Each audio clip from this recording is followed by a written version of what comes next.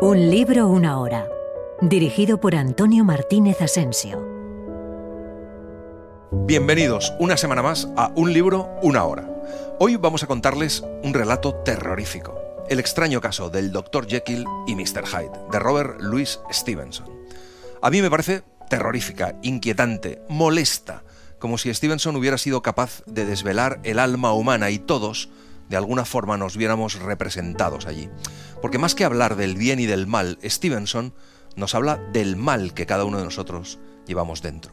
Stevenson nació en Edimburgo en 1850 y es uno de los autores claves de la literatura de aventuras inglesa del siglo XIX. Es el autor de La Isla del Tesoro, de La Flecha Negra y del Señor de Ballantrae, entre otras novelas, aunque también escribió relatos, poesía, ensayo.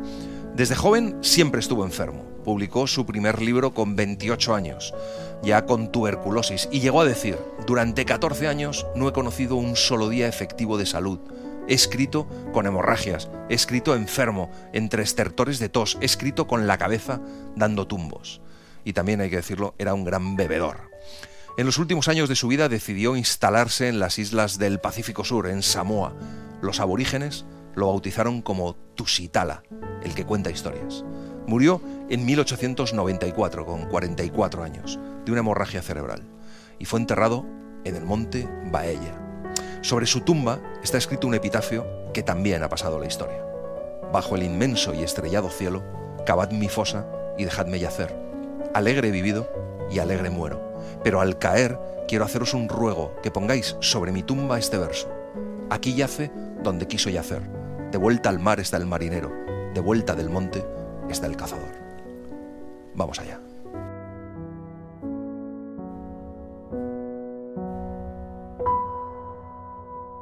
El abogado Mr. Utterson era un hombre de semblante adusto, jamás iluminado por una sonrisa. Frío, parco y vergonzoso en la conversación, remiso en sentimientos, enjuto, alto, taciturno, aburrido y, sin embargo, adorable en alguna medida. En las reuniones de amigos y cuando el vino era de su agrado, irradiaba de sus ojos algo eminentemente humano. Algo que, a decir verdad, jamás salía a relucir en su conversación, pero que expresaba no solo con aquellos gestos silenciosos de su cara después de la cena, sino más a menudo y llamativamente en su vida cotidiana.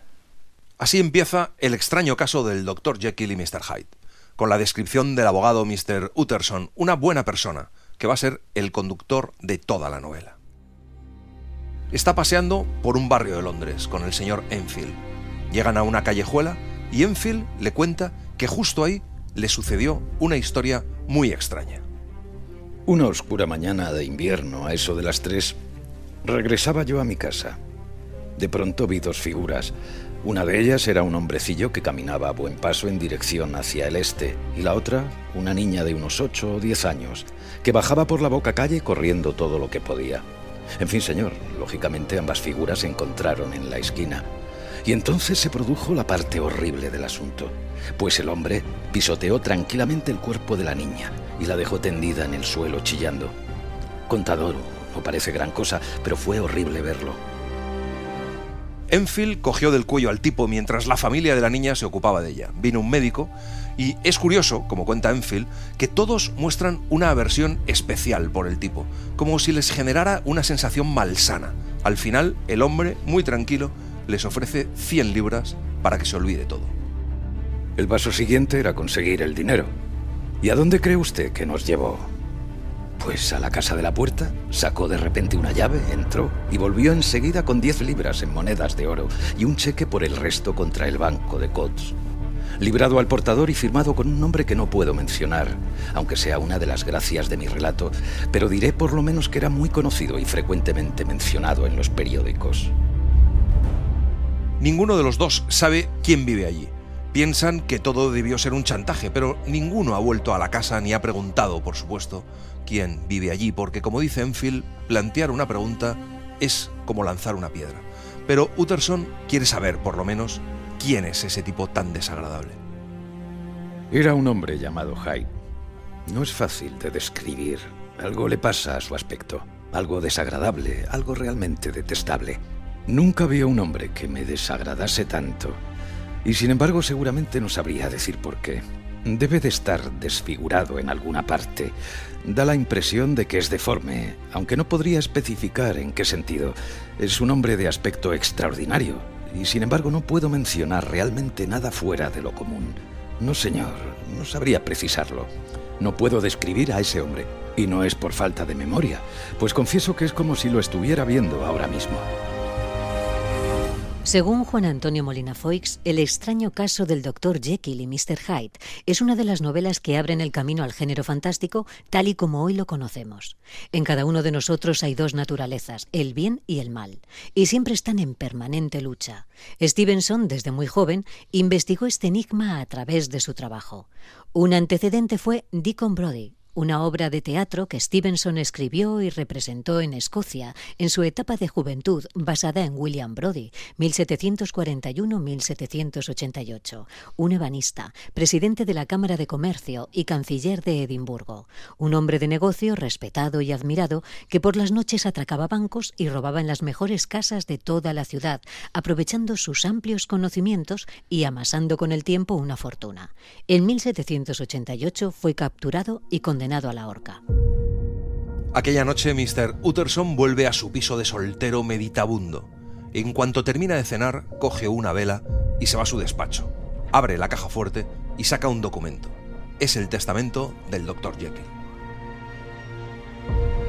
El testamento estipulaba no solo que en caso de fallecimiento de Henry Jekyll, todas sus propiedades debían pasar a manos de su amigo y benefactor Edward Hyde, sino que en caso de desaparición o ausencia inexplicada por un periodo que rebasara los 3 meses, el susodicho Edward Hyde ocuparía el puesto de Henry Jekyll sin más demora y libre de todo gravamen u obligación, aparte del pago de unas pequeñas sumas a los miembros de la servidumbre del doctor. Aquel documento nunca le había gustado al abogado. Pensaba que era una locura. Se vuelve a vestir y se va a visitar al Dr. Lanyon en busca de información porque ambos son los dos mejores y más antiguos amigos del Dr. Jekyll. Lanyon le cuenta que se ha distanciado un poco de Jekyll y que no sabe ni una palabra de ningún Hyde. Así fue como surgió y creció rápidamente en la mente del abogado una curiosidad particularmente intensa, casi desmesurada, de contemplar las facciones del auténtico Mr. Hyde. Si pudiera ponerle los ojos encima, aunque solo fuera una vez, pensaba que el misterio se aclararía y quizás se disiparía del todo, como suele suceder con las cosas misteriosas cuando se examinan bien. Podía imaginarse un motivo para la extraña preferencia o servidumbre, llámenlo como quieran, de su amigo, e incluso para las sorprendentes cláusulas del testamento. Y al menos sería un rostro digno de verse, el rostro de un hombre sin entrañas y despiadado, un rostro que con solo mostrarse suscitaría en la mente del impasible Enfield un perdurable sentimiento de odio. Entonces se dedica a rondar la callejuela y la puerta. Se da cuenta de que la puerta de la que espera ver salir a Mr. Hyde en realidad es la parte de atrás de la casa del Dr. Jekyll, es su antiguo laboratorio. Y su paciencia al fin da frutos. Una noche, a eso de las 10, escucha unos pasos y sabe que son los de Hyde. Cuando se cruza con él, le para y le dice que él es un amigo del Dr. Jekyll y le pide que le enseñe su rostro. Mr. Hyde lo hace y los dos se miran fijamente unos segundos. Mr. Hyde era pálido y de baja estatura. Aunque no tenía ninguna malformación específica, daba la impresión de ser deforme. Tenía una sonrisa desagradable. Se había comportado con el abogado con una especie de criminal mezcla de timidez y descaro homicida, y hablaba con una voz ronca, susurrante y un tanto entrecortada. Todos aquellos rasgos le eran desfavorables, pero ni siquiera todos ellos juntos podían explicar la repugnancia, el asco y el miedo, hasta entonces desconocidos, con que Mr. Utterson lo miraba. «Tiene que ser otra cosa», se decía el perplejo caballero. Entonces Mr. Utterson se va a ver a su amigo, el Dr. Jekyll. Poole, el mayordomo, le dice que el doctor no está. Utterson le pregunta entonces por Hyde. Le dice que le ha visto salir por la puerta de atrás. Y el mayordomo le dice que sí, que efectivamente que Hyde se mueve por allí como por su casa. 2 semanas después, por una feliz casualidad, el Dr. Jekyll dio una de sus gratas cenas a 5 o 6 viejos compinches, todos ellos hombres inteligentes y estimables y entendidos en buen vino. Y Mr. Utterson se las ingenió para quedarse después de que los demás se hubieran marchado. El Dr. Jekyll era un hombre de unos 50 años, corpulento, fuerte, bien afeitado, con aspecto un tanto malicioso tal vez, pero inequívocamente competente y amable. Podía verse por sus miradas que profesaba a Mr. Utterson un sincero y cálido afecto. Utterson le dice a Jekyll que quiere hablar con él. Le habla de su testamento, de la confianza excesiva que tiene en Hyde. Le cuenta que se ha enterado de ciertas cosas relacionadas con él. Jekyll no quiere escucharle, pero Utterson le dice que lo que ha escuchado es abominable, pero ni aún así le hace cambiar. Jekyll dice que está en una situación muy extraña. Según la biografía de Graham Balfour, Stevenson tuvo una noche una pesadilla. A altas horas de la mañana, dijo la señora Stevenson, Fanny Osborne, fui despertada por gritos de horror de Luis. Pensando que tenía una pesadilla, le desperté. Él me dijo furioso, ¿por qué me has despertado? Estaba soñando un dulce cuento de terror. Yo le había despertado en la escena de la primera transformación. Lloyd Osbourne, el hijastro de Stevenson, recuerda que no creo que haya habido antes una hazaña literaria como la escritura de Dr. Jekyll. Recuerdo su primera lectura como si fuera ayer. Luis bajó enfebrecido, leyó casi la mitad del libro en voz alta, y luego, cuando todavía estábamos jadeando, él ya estaba otra vez lejos ocupado en la escritura. Dudo que la primera versión le llevara más de 3 días. El primer borrador lo escribió en apenas 20 días. Mi buen Utterson, dijo el doctor, eres muy amable, realmente muy amable, y no encuentro palabras para agradecértelo. Te creo plenamente. Confiaría en ti antes que en cualquier otro hombre, sí, antes que en mí mismo, si pudiera elegir, pero realmente no es lo que tú te imaginas. No es tan grave como todo eso. Y solo para tranquilizar a tu buen corazón, te diré una cosa. En el momento que quiera, puedo librarme de Mr. Hyde. Te doy mi palabra respecto a eso. Y te lo agradezco una y otra vez.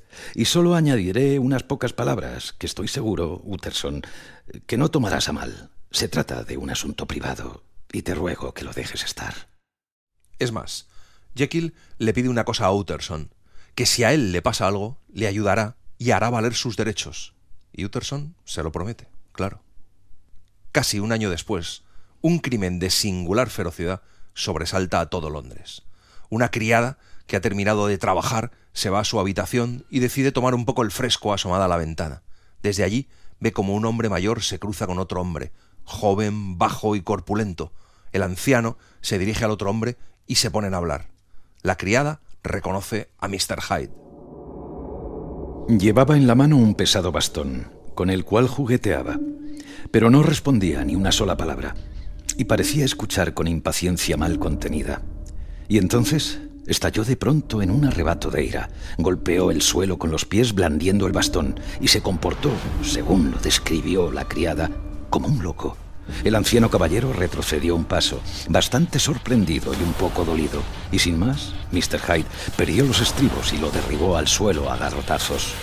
Y un momento después empezó a pisotear a su víctima con furia simiesca y le descargó una andanada de golpes, bajo los cuales se oyeron crujir sus huesos, mientras su cuerpo rebotaba sobre la calzada. Horrorizada por lo que estaba viendo y oyendo, la criada se desmayó. Cuando vuelve en sí, el anciano está tumbado en el suelo. La mujer llama a la policía. La mitad del pesado bastón que llevaba Hyde está roto en el suelo. Encima de la víctima hay un sobre dirigido a Mr. Utterson. Cuando llega Utterson, reconoce el bastón que un día le regaló a Jekyll. Todos se dirigen a casa de Mr. Hyde.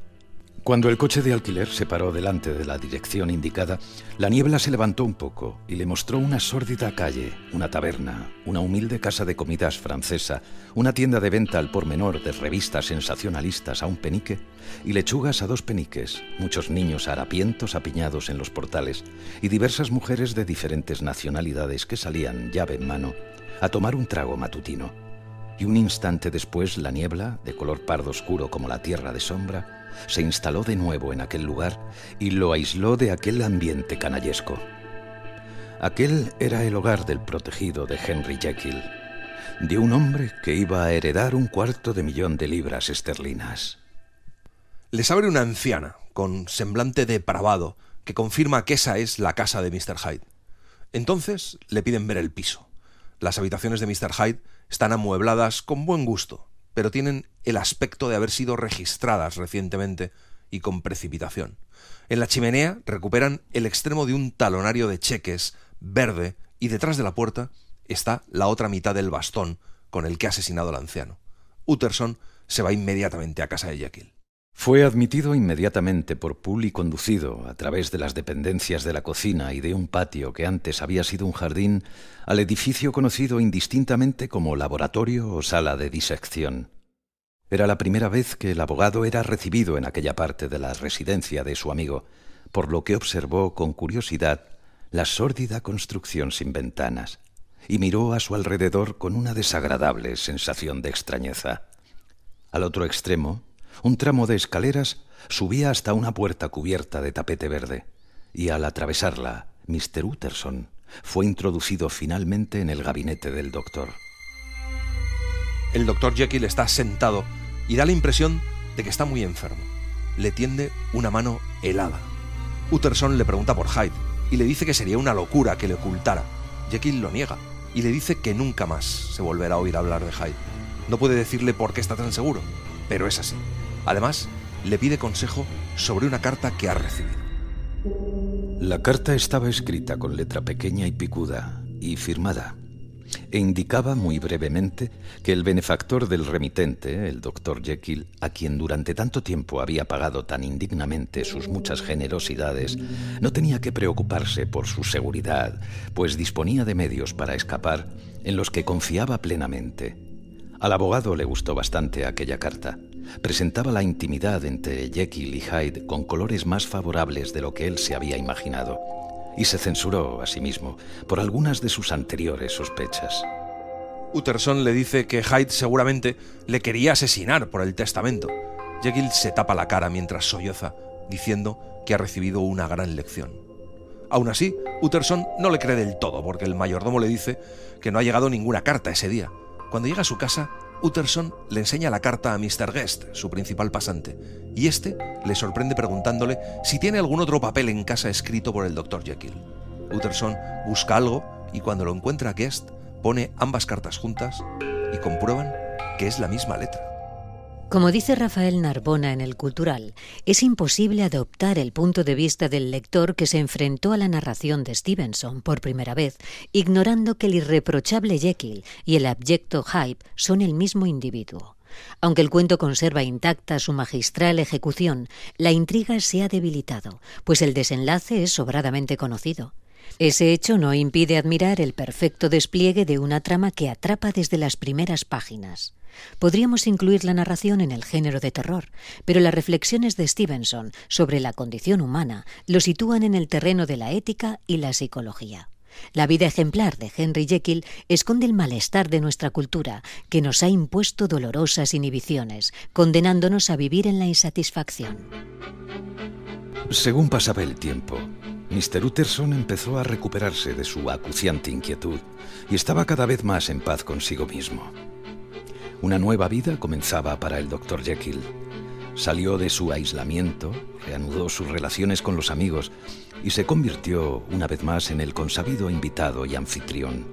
Y aunque siempre había sido conocido por su caridad, ahora se distinguía no menos por su religiosidad. Estaba ocupado, pasaba mucho tiempo al aire libre, hacía el bien. Su rostro parecía más sincero y luminoso, como si por dentro fuera consciente de estar a disposición de los demás. Y durante más de 2 meses, el doctor vivió en paz. Pero de pronto el Dr. Jekyll vuelve a encerrarse. Después de ir una y otra vez a su casa y ser rechazado, Utterson decide ir a ver a su amigo, el Dr. Lanyon. Le encuentra demacrado, con aspecto de estarse muriendo.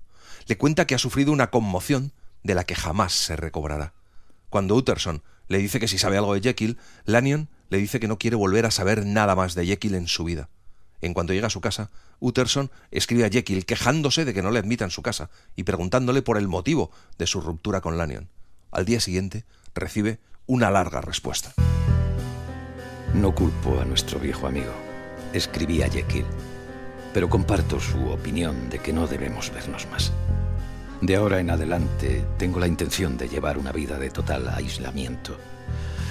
No debe sorprenderte ni dudar de mi amistad si mi puerta permanece a menudo cerrada incluso para ti.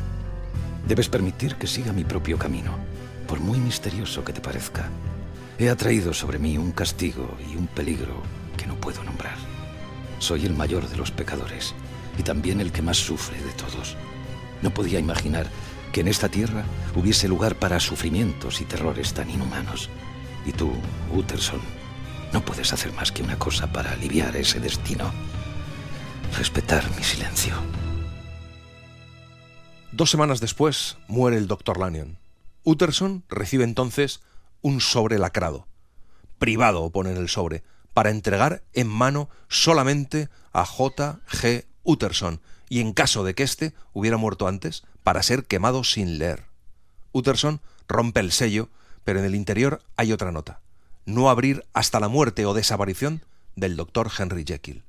Utterson está tentado de desatender la prohibición y zambullirse de inmediato hasta el fondo en aquellos misterios, pero el honor profesional y la confianza en su difunto amigo son obligaciones ineludibles. Pero una cosa es mortificar la curiosidad y otra vencerla. Y no podía sorprender que, a partir de aquel día, Utterson buscara con igual ansia la compañía del único amigo que le quedaba. Pensaba en él con cariño, pero sus pensamientos eran preocupantes y tremendos. Fue a visitarlo, en efecto, pero posiblemente se sintió aliviado al serle negada la entrada. Quizás, en el fondo de su corazón, prefería hablar con Poole en el umbral de la casa, rodeado del ambiente y los ruidos de la ciudad abierta, antes que ser admitido en aquella casa de cautiverio voluntario y sentarse a hablar con su inescrutable recluso. Un domingo, paseando como es habitual con Mr. Enfield, Utterson pasa por la callejuela donde todo empezó.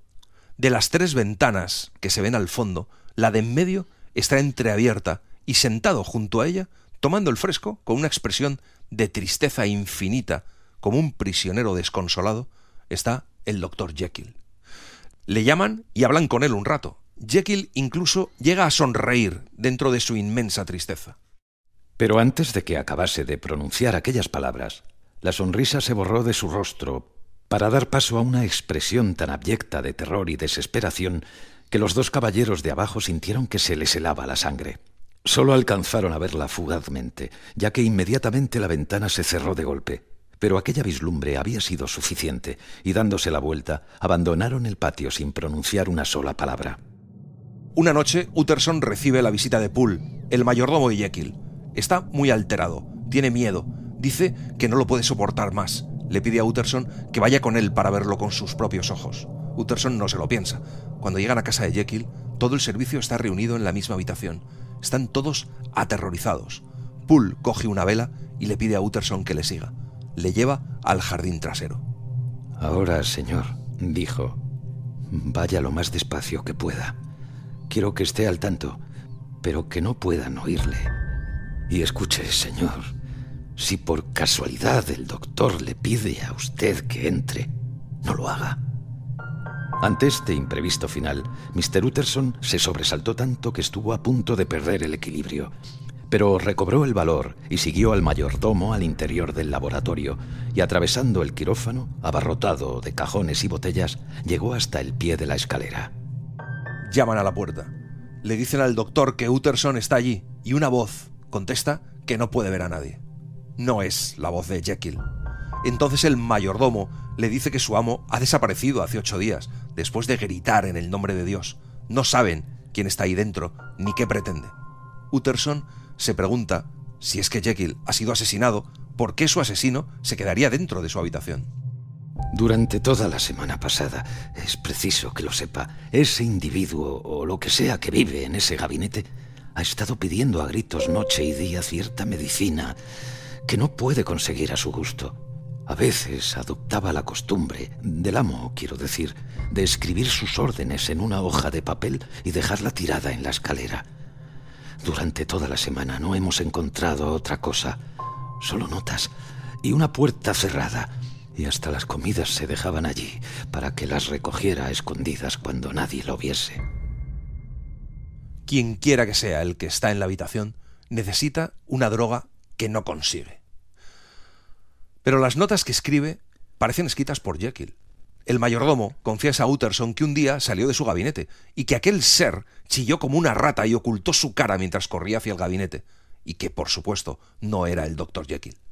Poole cree que era Hyde. Entonces Utterson decide que tienen que entrar a la fuerza en el gabinete. Busca un hacha y se preparan. Sé que esta incertidumbre les está afectando a todos, pero ahora tenemos la intención de acabar con eso. Poole y yo vamos a entrar por la fuerza en el gabinete. Si todo se encuentra en orden, tengo las espaldas lo suficientemente anchas para soportar reproches. Mientras tanto, para que no pase nada realmente, ni que ningún malhechor intente escapar por la parte de atrás, usted y el muchacho den la vuelta a la esquina con un par de buenos garrotes y apóstense junto a la puerta del laboratorio. Les damos 10 minutos para que lleguen a sus puestos. El viento sopla a ráfagas y agita la vela de un lado para otro. Solo se oye el sonido de unos pasos que recorren el piso del gabinete.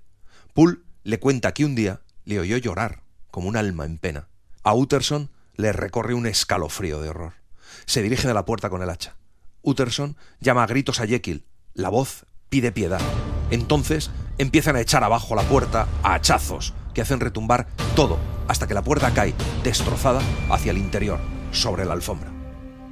Justo en medio yacía el cuerpo de un hombre bastante contorsionado y todavía crispado. Se acercaron de puntillas. Lo volvieron boca arriba y contemplaron el rostro de Edward Hyde. Vestía ropas de la talla del doctor, que le venían muy grandes. Las fibras de su rostro todavía se movían como si aún le quedara algo de vida, aunque estaba completamente muerto. Y por el frasco triturado que llevaba en la mano y el fuerte olor a almendras que flotaba en el aire, Utterson supo que se encontraba frente al cuerpo de un suicida. «Hemos llegado demasiado tarde», dijo con severidad, «tanto para salvarlo como para castigarlo. Hyde ha muerto por su cuenta y solo nos queda encontrar el cadáver de su amo». Pero no lo encuentran, por ningún lado. Piensan si lo ha podido enterrar, pero es imposible. En ninguna parte hay el menor rastro de Henry Jekyll, muerto o vivo. Al lado de la chimenea está colocado el sillón con un servicio de té y un libro piadoso que habitualmente leía Jekyll. Sobre el escritorio, entre una serie de papeles ordenados, hay un sobre grande con el nombre de Utterson, escrito de puño y letra del doctor. Además, encuentran un voluminoso paquete lacrado en varios lugares con una breve nota de puño y letra del doctor y se dan cuenta que ha sido escrita ese mismo día. Mi querido Utterson, cuando estas líneas caigan en tus manos, yo habré desaparecido, aunque no pueda prever en qué circunstancias. Pero mi instinto y todas las circunstancias de mi indescriptible situación me dicen que el final es seguro y debe de estar próximo. Adelante, pues. Primero lee el relato que Lanyon me advirtió que iba a poner en tus manos. Y si quieres saber más, vuelve a la confesión de tu indigno y desdichado amigo, Henry Jekyll. Utterson dice que tiene que irse a casa, a leerlo todo. Promete volver antes de la medianoche y entonces llamarán a la policía. El extraño caso del Dr. Jekyll y Mr. Hyde se anticipa al psicoanálisis, apuntando que la vida consciente inhibe el principio de placer en nombre del orden social, lo cual provoca una honda frustración, una especie de neurosis colectiva. Asimismo, coincide en el tiempo con la filosofía de Nietzsche, que en 1883 publica Así habló Zaratustra. Dado que la primera edición fue costeada por el autor y apenas superó los 40 ejemplares, es harto improbable que Stevenson conociera la obra del filósofo alemán. No obstante, hay un llamativo paralelismo que tal vez expresa el cambio de mentalidad de una época donde ya se atisba el desencantamiento del mundo. Primero, lee el relato del Dr. Lanyon. Lanyon cuenta que todo empezó cuando recibió una carta de Jekyll en la que le pedía que fuera a su casa para coger de un sitio determinado un paquete que estaba preparado y envuelto, y que una persona iría a buscarlo a su casa esa misma noche. Así lo hizo el Dr. Lanyon. Allí me puse a examinar su contenido. Los polvos estaban preparados con bastante habilidad, aunque no con la precisión de un farmacéutico. Así que era evidente que Jekyll los había manufacturado personalmente. y cuando abrí una de las envolturas encontré lo que me pareció una simple sal cristalina de color blanco. Después presté atención al frasco, que estaba lleno aproximadamente hasta la mitad de un líquido de color rojo sangre, muy acre al olfato, que me pareció que contenía fósforo y algún éter volátil. En cuanto a los demás ingredientes, no conseguí adivinarlos. Acaban de oírse las 12 en Londres cuando suena muy suavemente la aldaba de la puerta. Allí se encontró Lanyon con un hombre de baja estatura agazapado entre las columnas del pórtico.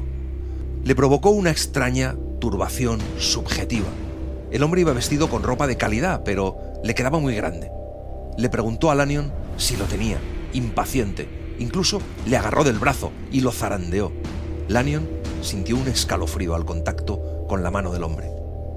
Se detuvo y se llevó una mano a la garganta, y pude ver que, a pesar de sus sosegados modales, estaba intentando reprimir un acceso de histeria. Tenía entendido que cierto cajón. Se abalanzó sobre él y luego se detuvo, llevándose la mano al corazón. Pude oír cómo le rechinaban los dientes por el movimiento compulsivo de las mandíbulas, y su rostro tenía un aspecto tan horroroso que temí por su vida y su razón. Me dirigió una sonrisa espantosa y, como impulsado por la desesperación, tiró de la sábana.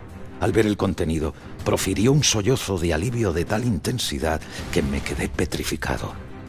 Entonces le pidió una vasija graduada y preparó una mezcla que fue cambiando de tonalidades.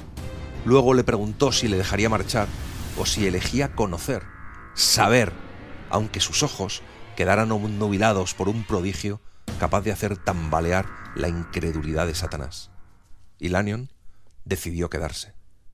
El hombre se llevó la vasija a los labios y se bebió el contenido de un trago. Siguió un grito. Vaciló, se tambaleó, se agarró a la mesa y se sujetó, con los ojos extraviados e inyectados en sangre, jadeando con la boca abierta. Y mientras yo le observaba, creí percibir un cambio. Pareció hincharse. De pronto su rostro se puso negro y sus facciones parecieron desvanecerse y alterarse. Y un instante después me levanté de un salto y retrocedí hasta la pared, con el brazo levantado para protegerme de aquel prodigio y la mente sumida en el terror. ¡Cielos!, grité. ¡Cielos!, repetí una y otra vez, ya que ante mis ojos, pálido y tembloroso, medio desfallecido y tanteando ante sí con las manos como un resucitado, estaba Henry Jekyll. El relato del Dr. Lanyon continúa diciendo que su vida ha quedado conmocionada por completo, que el sueño le ha abandonado, que el más atroz de los terrores le acompaña a todas horas del día y de la noche. Cuenta que tiene el presentimiento de que va a morir. Para terminar, desvela que el hombre que llegó a su casa aquella noche era conocido por el nombre de Hyde y lo buscaban por todos los rincones del país por asesinato. Como dice Rafael Narbona, el Londres que retrata Stevenson vive sometido por la moral victoriana, pero en sus calles se agitan las pasiones más turbulentas. El Dr. Jekyll es un hombre alto y bien parecido, con unos modales exquisitos y una conducta intachable. Mr. Hyde es bajito y repulsivo, carece de modales y su conducta es abominable. A pesar de las apariencias, se trata del mismo hombre. ¿Es razonable atribuir esta incongruencia al efecto de una poción nefasta? ¿No parece más atinado apuntar que el Dr. Jekyll vive en la impostura y Mr. Hyde en una brutal y desinhibida sinceridad? Mr. Enfield, fiel amigo de Utterson, el abogado de Jekyll, advierte que hacer una pregunta es como arrojar una piedra. Es lo que hace Stevenson. Arrojar una piedra sobre la moral victoriana, sacando a la luz toda su carga de hipocresía y podredumbre. Tras este relato, Utterson lee la declaración completa de Henry Jekyll sobre el caso. Nací en una familia de gran fortuna, con toda clase de garantías en cuanto a un futuro honorable y distinguido. Y de hecho, el peor de mis defectos era una cierta e impaciente predisposición al regocijo, que ha hecho felices a muchos, pero que yo encontré difícil de conciliar con mi imperioso deseo de llevar bien alta la cabeza y mostrar ante el público un semblante más serio de lo que es normal. De ahí que ocultase mis placeres, y que cuando alcancé la edad de la reflexión y comencé a mirar a mi alrededor y a hacer inventario de mis progresos y de mi posición social, mi vida estuviese ya sometida a una profunda duplicidad. El Dr. Jekyll cuenta que sintió separarse dentro de sí el bien y el mal, y que sus dos facetas eran completamente sinceras, que no sentía que era él en mayor medida cuando hacía el bien o cuando hacía el mal. Tal vez por eso empezó a estudiar lo esotérico y lo sobrenatural, concluyendo que el hombre no es realmente uno, sino dos, y que terminará siendo conocido como una mera comunidad de múltiples habitantes, incongruentes e independientes entre sí. Si cada uno de ellos, me decía, pudiera alojarse en identidades distintas, la vida se vería exonerada de todo cuanto es insoportable. Lo injusto podría seguir su camino, liberado de las aspiraciones y remordimientos de su doble más íntegro. Y lo justo podría recorrer con firmeza y tenacidad su senda ascendente, haciendo las buenas obras en las que encontraba placer, sin exponerse más a la ignominia y al remordimiento a causa de un mal ajeno a él. Precisamente, era una maldición para la humanidad que aquellas incongruentes gavillas estuviesen así unidas, que esos dobles opuestos tuvieran que enfrentarse continuamente en las atormentadas entrañas de la conciencia. ¿Cómo podían, pues, disociarse? El extraño caso del Dr. Jekyll y Mr. Hyde anticipó el nacimiento del psicoanálisis que introduciría Sigmund Freud. Ese análisis del comportamiento psíquico del individuo que contiene la novela la convierte en un precedente. Es la representación vívida de un trastorno psiquiátrico que hace que una misma persona tenga dos o más identidades o personalidades con características opuestas entre sí. En psiquiatría, esto hace referencia al trastorno disociativo de la identidad, anteriormente conocido como trastorno de personalidad múltiple. Fue un éxito inmediato y uno de los más vendidos de Stevenson. El Dr. Jekyll cuenta cómo descubrió que ciertos agentes tienen el poder de sacudir y arrancar esta vestidura carnal del mismo modo que el viento podía agitar las cortinas de un pabellón. Consiguió elaborar una droga por medio de la cual estas potencias podían ser destronadas de su supremacía y ser sustituidas por una segunda forma y compostura no menos naturales, ya que eran expresión y reflejo de los aspectos más viles del alma. Hacía mucho que había preparado mi tintura. Enseguida compré en un mayorista de productos químicos una gran cantidad de cierta sal que, según sabía por mis experimentos, era el último ingrediente necesario. Y bien entrada una infausta noche, combiné los elementos, observé cómo hervían y humeaban en la vasija, y cuando cesó la ebullición, en un inusitado arranque de valor, me bebí la pócima de un trago. Sintió entonces crujir sus huesos, una terrible náusea y un horror en el alma imposible de superar ni en la hora del nacimiento ni de la muerte. Y luego se sintió diferente, más joven, más ligero de cuerpo, más alegre. Notaba una impetuosa osadía, una disolución de las ataduras del deber, una desconocida, aunque no inocente, libertad de espíritu. Era más perverso, 10 veces más perverso, y estaba esclavizado a su genio maléfico primitivo. Su estatura había menguado. En aquella época no había espejo en mi habitación. El que hay ahora junto a mí mientras escribo fue traído más tarde, con motivo precisamente de esas transformaciones. La noche, sin embargo, estaba ya muy entrada y el amanecer, todavía oscuro, estaba a punto de alumbrar el nuevo día. A aquellas horas, los habitantes de mi casa estaban sumidos en el sueño de rigor, por lo que decidí, rebosante como estaba de esperanzas y de júbilo, aventurarme bajo mi nuevo envoltorio hasta mi dormitorio. Atravesé el patio, donde las constelaciones me miraron asombradas. Podía haber pensado, ya que era el primer ser de esa especie que su insomne vigilancia les había revelado. Forastero en mi propia casa, llegué a mi habitación y vi por vez primera el aspecto de Edward Hyde. El mal había dejado en aquel cuerpo una impronta de deformidad y de decadencia. Aquel también era él, parecía natural y humano. Poco después se dio cuenta de que cuando adoptaba la apariencia de Edward Hyde, nadie podía acercarse a él al principio sin una visible aprensión física. Todos somos una mezcla del bien y del mal, mientras que Edward Hyde era el único representante del mal puro en todo el ámbito del género humano. Me quedé solo un momento ante el espejo. El segundo y concluyente experimento todavía quedaba por hacer. Aún quedaba por ver si había perdido irremediablemente mi identidad y debía huir antes de que amaneciese de una casa que ya no era mía. Y volví corriendo a mi gabinete. Preparé otra vez la pócima y me la bebí. Sufrí una vez más los tormentos de la disolución y de nuevo volví a mi ser, recobrando la naturaleza, la estatura y el rostro de Henry Jekyll. La droga no tenía ningún efecto discriminatorio, no era ni diabólica ni divina. Lo que estaba dentro salía al exterior. Por lo tanto, aunque tenía dos naturalezas, lo mismo que dos apariencias, una de ellas era completamente malvada y la otra seguía siendo el viejo Henry Jekyll.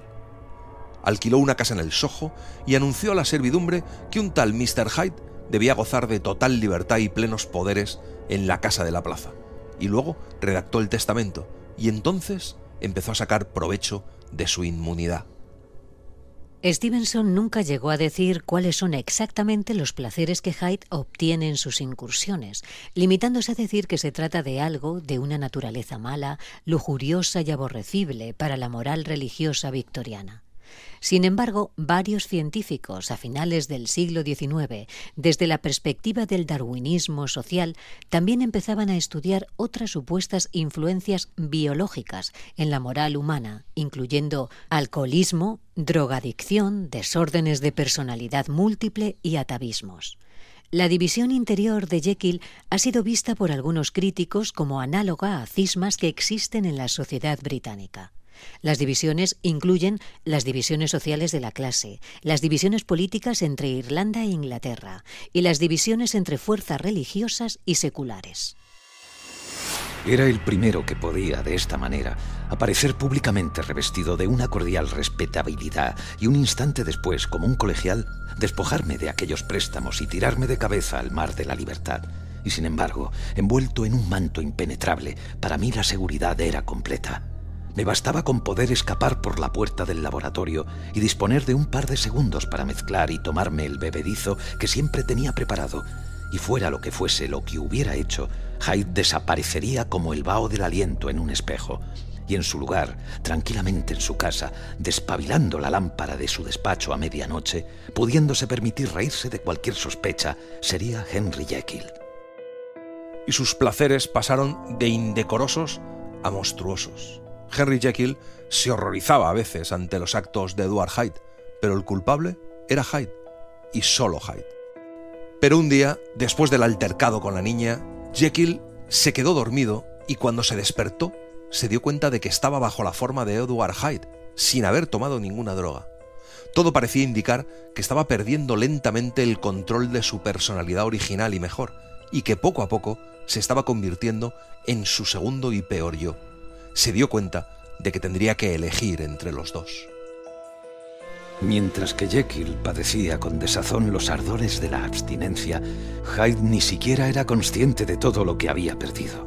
Por extraña que fuera mi situación, los términos de este debate son tan viejos y vulgares como el hombre mismo, pues son poco más o menos los mismos estímulos y temores los que deciden la suerte de cualquier pecador que se enfrenta tembloroso a la tentación. Y me sucedió lo que a la inmensa mayoría de mis semejantes, que elegí la mejor parte, pero descubrí que carecía de energías para ceñirme a ella. Eligió al médico descontento y de edad avanzada, rodeado de amigos y que tan honradas esperanzas abrigaba, y se despidió de la libertad, la relativa juventud, el paso ligero, los impulsos repentinos y los placeres secretos. Pero aguantó solo 2 meses antes de volver a probar la droga, y su demonio salió rugiendo. Su propensión al mal era cada vez más desenfrenada, más furiosa. Entonces fue cuando mató a golpes al anciano. Lo que horroriza a Utterson no es la bajeza de Hyde, es el descubrimiento de que el depravado personaje es el propio Jekyll liberado de cualquier atadura. Y más aún, que Jekyll ha creado a Hyde no precisamente por curiosidad científica o como efecto secundario de una línea de investigación fallida, sino deliberadamente y con un éxito fuera de toda duda. Es entonces cuando el Dr. Jekyll y Mr. Hyde se revela como la fábula moral que es. El mensaje de Stevenson es claro. El monstruo está ahí, dentro de cada uno de nosotros, dormido pero acechante. De cuando en cuando despierta y surge un atisbo de lo que puede llegar a ser. Por eso, gran parte de lo aprendido a lo largo de la vida está dirigido a mantener al monstruo aletargado, a evitar que el mundo se llene de Hydes desbocados y, sobre todo, a evitar desear ser Hyde. Hyde tenía una canción en los labios mientras preparaba el brebaje, y al tomárselo brindó por el hombre muerto. Todavía no habían terminado de desgarrarlo los tormentos de la transformación cuando Henry Jekyll, derramando abundantes lágrimas de gratitud y remordimiento, cayó de rodillas y alzó al cielo las manos entrelazadas. El velo de la autocompasión se había rasgado de arriba a abajo y vi mi vida en su totalidad. A partir de entonces, Hyde ya no era posible. Jekyll abrazó las restricciones de la vida normal.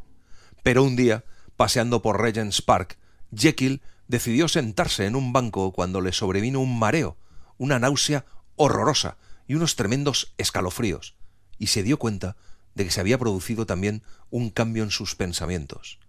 Se había convertido en Edward Hyde. Mi razón flaqueó, pero no me falló del todo.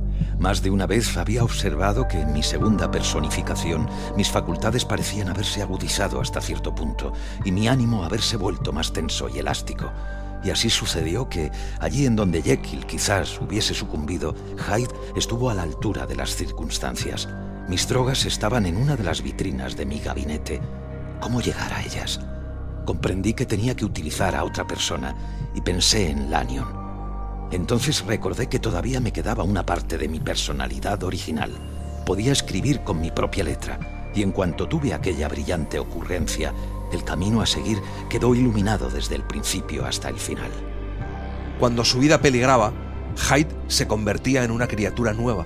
Se estremecía desmesuradamente de ira, se excitaba hasta bordear el asesinato, deseaba hacer sufrir a sus semejantes.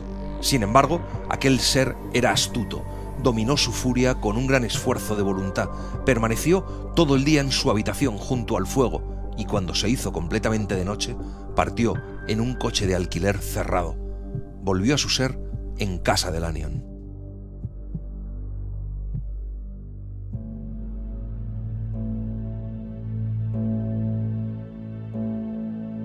Me desperté por la mañana desconcertado, debilitado, pero repuesto. Seguía odiando y temiendo la idea de que en mi interior dormía una bestia y no había olvidado, por supuesto, los peligros del día anterior. Pero estaba otra vez en casa, en mi propia casa y cerca de mis drogas. Y la gratitud por haber logrado escapar brillaba tan intensamente en mi alma que casi rivalizaba con el resplandor de la esperanza. Paseaba sin prisas por el patio después del desayuno, aspirando con deleite el frescor del aire, cuando volvieron a apoderarse de mí aquellas sensaciones indescriptibles que anunciaban el cambio. Y apenas si tuve tiempo de ponerme a cubierto en mi gabinete, cuando una vez más las pasiones de Hyde me pusieron furioso y me dejaron paralizado. Esta vez tuvo que tomar el doble de dosis para volver a ser Jekyll, pero solo le duró el efecto 6 horas. A cualquier hora del día y de la noche le asaltaban aquellos estremecimientos premonitorios, sobre todo si se dormía, e incluso si dormitaba un momento en el sillón, se despertaba siempre como Hyde. Jekyll se convirtió en un ser devorado por el insomnio y la fiebre, dominado por una sola idea: el horror a su otro yo. El extraño caso del Dr. Jekyll y Mr. Hyde es una obra maestra del suspense. Tusitala, el apodo que le asignaron a Stevenson los nativos de la isla del Pacífico Sur, era un narrador nato que solo necesitaba unas líneas para crear una situación y armar unos personajes. Su estilo es extraordinariamente preciso y poético, pero sin un ápice de retórica. No incurre en cargantes moralismos, no se deja seducir por el lado perverso del romanticismo. Su mente clara y su prosa elegante concibieron pesadillas que aún nos estremecen. La desdichada historia de Henry Jekyll nos recuerda que todo hombre posee 2 o más rostros, pero solo reconoce el que le produce menos inquietud. En nuestro interior hay demonios y ángeles. Su inacabable lucha teje nuestras vidas, inevitablemente más oscuras y misteriosas de lo que logramos apreciar. Los poderes de Hyde parecían haber aumentado con la mala salud de Jekyll. Y sin duda, el odio que ahora los dividía era igual por ambas partes. Para Jekyll era una cuestión de instinto vital. Había conocido ya toda la deformidad de aquel ser que compartía con él algunos de los fenómenos de conciencia, y era su coheredero hasta de la muerte. Más allá de aquellos lazos comunes que en sí mismos constituían la parte más intensa de su sufrimiento, pensaba que Hyde era, pese a toda su energía vital, algo no solo infernal, sino inorgánico. Jekyll pensaba que aquel horror insurgente estaba unido a él más estrechamente que una esposa o que un ojo. Estaba enjaulado en su cuerpo, donde le oía murmurar y sentía cómo se esforzaba por renacer, y que en cualquier momento de debilidad y durante la relajación del sueño se impondría sobre él y lo desposeería de la vida. Pero todo podía ir peor, y entonces surgió algo terrible. Mi provisión de aquella sal, que no había sido renovada desde mi primer experimento, empezó a escasear. Envié a por un nuevo suministro y mezclé la poción. Se produjo la consiguiente ebullición y el primer cambio de color, aunque no el segundo. Me la bebí, pero no surtió efecto. Sabrás por Poole cómo he registrado todo Londres. Fue en vano. Y ahora estoy persuadido de que mi primer suministro era impuro y que fue esa impureza desconocida la que prestó eficacia a la pócima. Henry Jekyll estaba a punto de desaparecer para siempre. Dentro de media hora, cuando una vez más y para siempre vuelva a adoptar esa odiosa personalidad, sé que permaneceré sentado en mi sillón, temblando y llorando, o continuaré yendo y viniendo por esta habitación, mi último refugio en este mundo, en un tenso arrebato de pánico, prestando oídos a cualquier ruido que pueda suponer una amenaza. ¿Morirá Hyde en el cadalso o encontrará el valor suficiente para librarse por sí mismo en el último momento? Solo Dios lo sabe. Me trae sin cuidado. Yo muero en este preciso instante, y lo que venga después concierne a otro, no a mí. Aquí pues, mientras dejo a un lado la pluma y me dispongo a lacrar mi confesión, pongo fin a la vida del desdichado Henry Jekyll.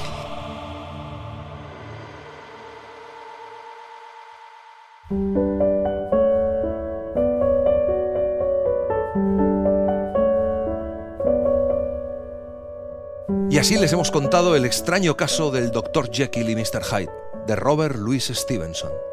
Hemos seguido la maravillosa edición, ilustrada por Marta Gómez Pintado, de Nórdica Libros, con traducción de José Antonio Molina Foix. Búsquennos en las redes, en Instagram, en Facebook, estamos en Twitter.